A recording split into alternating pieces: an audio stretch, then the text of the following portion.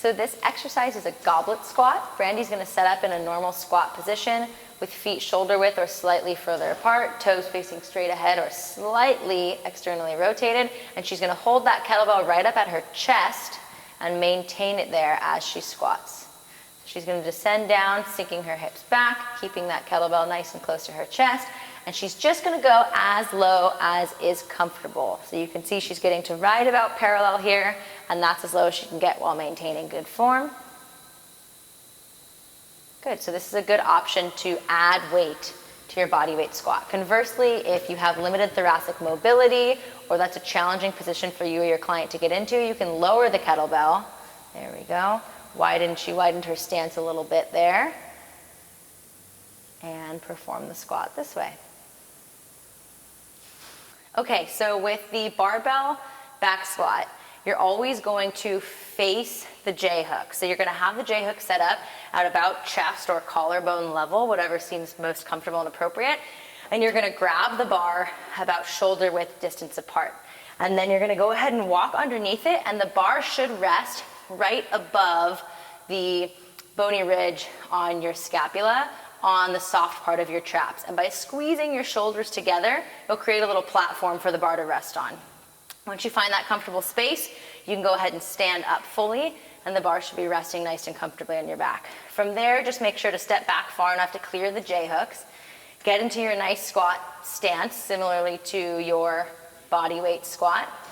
Feet can be facing straight forward or slightly externally rotated, about shoulder width distance apart. Now you have two options from here. You can do what's called a box squat by using a bench or a ball or something that's at about 90-degree height for you when you're squatting down. If you're doing the box squat, you're just gonna drop back until you gently tap the ball, and then you're gonna stand back up. So you're not gonna unload your full weight on the box. It's just sort of there as a cue to help you sink your hips back and to control your range of motion. So you can perform the squat that way. Alternatively, you can perform a regular back squat.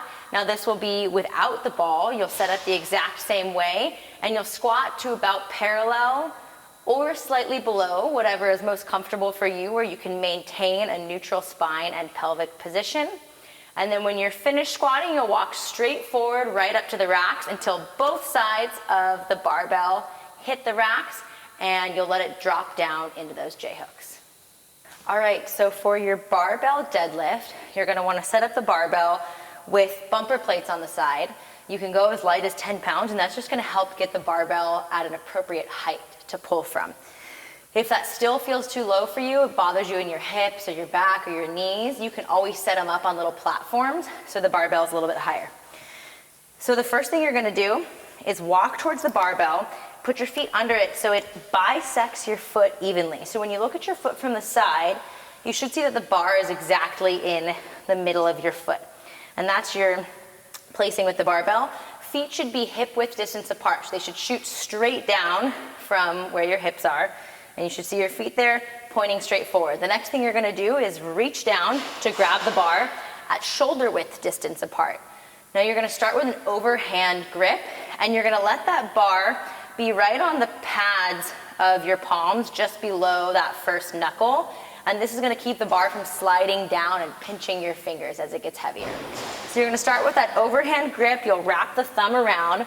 From here, you're simply gonna bend your legs until your shins touch the bar. And then you'll be looking slightly down with your head, down and out, so you have a straight line from your head to your tailbone. Your shins are touching the bar, and you should be in a good setup position from which to pull. From here, you're gonna take the slack out of the bar by trying to pull your shoulders into your back pockets, or you can imagine you have little lemons in your armpits and you're trying to squeeze them and make lemonade. You'll take a big, deep breath in to brace, and then with the slack pulled out of the bar and your abdomen brace, you'll simply stand up, trying to extend through your knees and hips at the same time, keeping the barbell as close to your body as possible. From here, you're gonna exactly reverse it by sending your hips back first, straight line from tailbone to head. Keep that barbell nice and close until it lands back on the floor. And with each rep, you'll take a nice deep breath in to set, stand, and exhale either on the way down or when you put that bar back on the floor. All right, so Kaylin is gonna show us a couple of lunge varieties here. To set up for her lunge, she's just gonna stand in a nice neutral position with feet hip width apart, chest tall. And to move into that back lunge, she's gonna take one big step back, landing on the ball of her foot.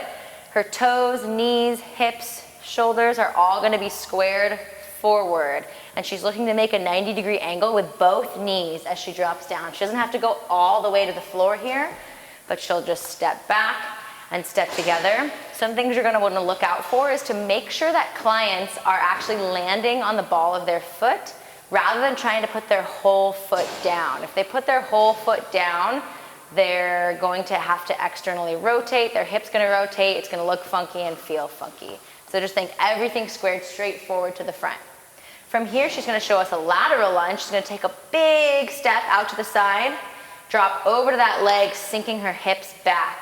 Ideally, both toes are facing straight forward, or that moving leg can be slightly toed out, but she's gonna frame her legs with the weights, dropping her hips back and maintain that nice neutral spine as she goes. Good. Kaylin's gonna show a walking lunge now, so she's gonna keep the same cues from her back lunge, but instead of moving her foot back, she's gonna bring it forward. So she's gonna go ahead and walk forward, looking to make those 90-degree angles, toes, knees, hips, shoulders face forward, and remember she's up on the ball of her back foot. Now if this is too much of a balance challenge for your client, you can just keep them stable in a nice static lunge, but this is a good alternative option to increase the intensity. Brandy's gonna demonstrate a dumbbell step up now. So you can see that her riser is not too high. The step doesn't need to be too high for this exercise. Ideally, you want the client, when they step that leg up, to have a 90-degree angle at their knee or less. If the step is a lot higher, the angle at the knee will be too hard and it'll put more stress on the knee as opposed to the musculature that we want to be working. So Brandy's just going to place her whole foot on that step. She's going to step all the way up and meet it with the other foot and then bring it back down. And you can alternate legs as Brandy's doing, or you can step up and tap and then bring that leg back down, just isolating one leg at a time. And you can see, just like with our lunges, that her toes, knees, hips, and shoulders face straight forward. We're not using this as a plyometric exercise. This is a strength exercise. So that's why Brandy's planting the whole foot. She's moving with a slow and controlled motion rather than jumping up and down. You can do this as a plyo exercise, but if so, we would not use the weights, and she would add a jump or something in there. But as you can see, no matter what she does with her legs, she keeps good biomechanics in mind. Everything points straight forward, neutral hips, neutral spine. She's good to go.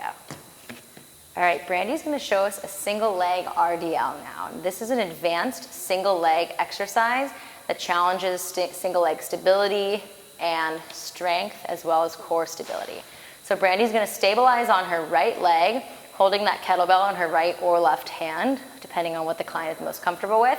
And when she descends, she's gonna look to maintain a straight line from her tailbone to her head and through that leg. The kettlebell's gonna drop straight down, and then she's gonna stand back up. And you can see as she goes back, that hip stays tucked down. So clients are gonna have the tendency to wanna let that hip roll open because they lack glute med strength. So they're really gonna have to try to prevent against that. If the client can't maintain this nice neutral position, you can have them hold onto a pole or a steady object, or shorten their range of motion until they get the movement pattern down. I recommend practicing this one quite a bit yourself before trying to introduce it to a client.